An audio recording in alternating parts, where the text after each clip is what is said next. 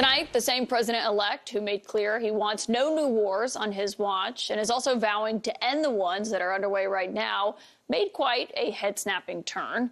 Trump now refusing to rule out using military force to take Greenland, a territory of Denmark, or the Panama Canal, which the U.S. returned to control of Panama decades ago. Can you assure the world that as you try to get control of these areas, you are not going to use military or economic coercion? No, I can't assure you. You're talking about Panama and Greenland. No, I can't assure you on either of those two. But I can say this.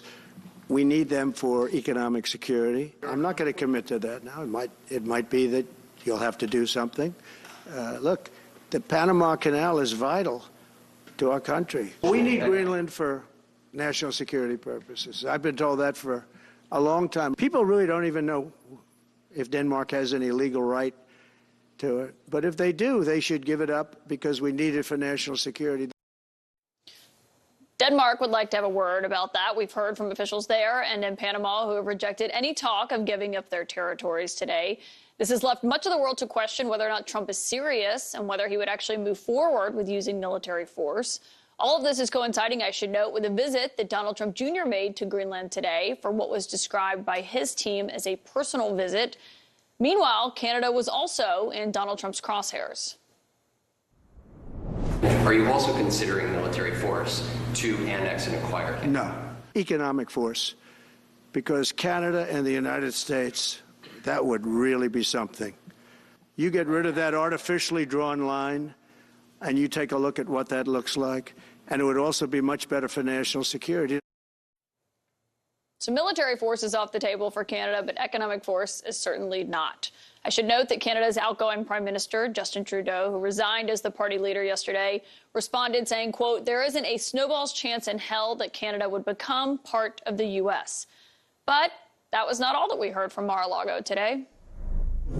We're going to be changing the name of the Gulf of Mexico to the Gulf of America, which has a beautiful ring that covers a lot of territory. The Gulf of America, what a beautiful name. My next source tonight was in the Trump administration. The last time he thought about getting his hands on Greenland, former National Security Advisor John Bolton is joining me now.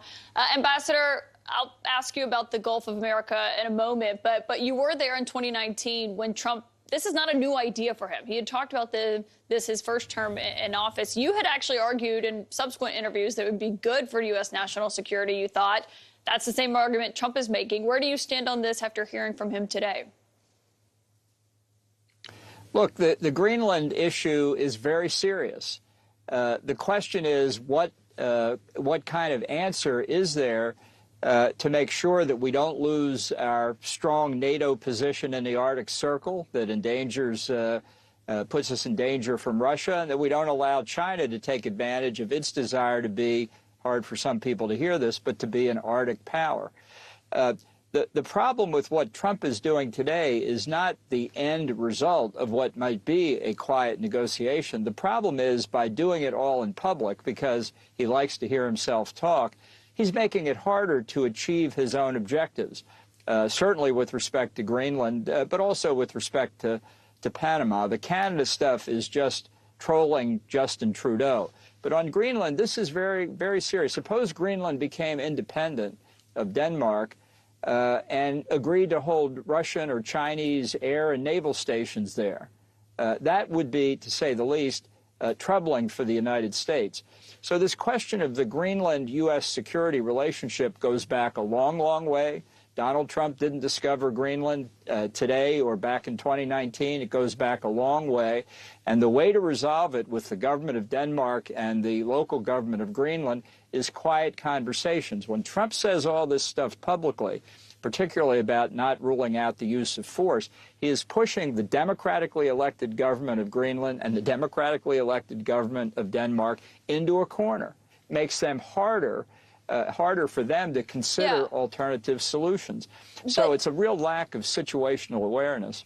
There's one certain argument to be made about quiet conversations, but I mean, he is blatantly refusing to rule out using military force to achieve his goals here. Yeah. Yeah, well, of course, that's my point. If you're the prime minister of Denmark, your NATO ally is refusing to say they're not going to attack your territory, which is what Greenland is. You know, when it's the woman who's the prime minister today was prime minister back in 2019, too, and she said then the idea of buying Greenland, which Trump blew up publicly and which compromised any effort we had in 2019 to have a quiet conversation with Denmark, she called the idea absurd, to which Trump responded, calling her nasty. Now, this is one NATO ally talking to another NATO ally. It's not the way to proceed. It does have a further ramification based on what Trump said today about declining to rule out the use of force. That's exactly the same position Xi Jinping has on Taiwan. So I could easily imagine Xi Jinping saying, look, I perfectly well understand Greenland's close to the United States, Taiwan's close to us. Trump won't rule out the use of force on Greenland. Exactly our position. We won't rule it out on Taiwan. Or Vladimir Putin could say, look, I certainly understand that. Ukraine is critical to our national security. We are using force. And, you know, frankly, if the United States invaded Greenland, which, by the way, has U.S. troops stationed there today, Vladimir Putin wouldn't oppose that. It shows Trump, again, not understanding the broader context that his remarks are made in and the harmful consequences that this is having all across NATO right now. You're saying that President Xi and President Putin could use this as a way to justify what they argue about Ukraine and Taiwan. But what you're saying there, maybe indirectly, is that Trump sounds like President Xi and President Putin when he's making an argument that Greenland should belong to the U.S. because of national security reasons, and that he's willing to take it by military force to do so. Well, that's a pretty significant point, that you're not willing to rule it out. We're talking about a treaty ally of the United States. Greenland today is a member of NATO. I mean, just so people get that point. We have a treaty called the Defense of Greenland Treaty with Denmark right now. That actually is a vehicle that could be used. It's been amended before. It's a post-World War II treaty that gave us the Thule Air Force Base, which we have in Greenland today, and could be modified. There are a lot of ways to go about it. I would like to see something pretty expansive. I think Greenland is part of the North American landmass, and I think it's not irrational to say that a closer political relationship with the United States makes sense. We occupied Greenland before Pearl Harbor during World War II, when the local government of Greenland at the time, after Denmark had fallen to the Nazis, fearful of being taken over by Canada or Norway, invited the United States in. After Donald Trump's remarks, I think it's very unlikely the current local government of Greenland would do that. We've got a lot at stake here.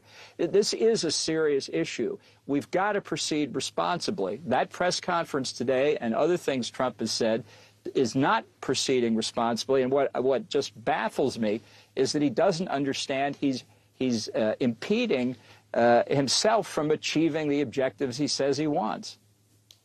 We will see if that's the case. Ambassador John Bolton, thank you for your time. My political source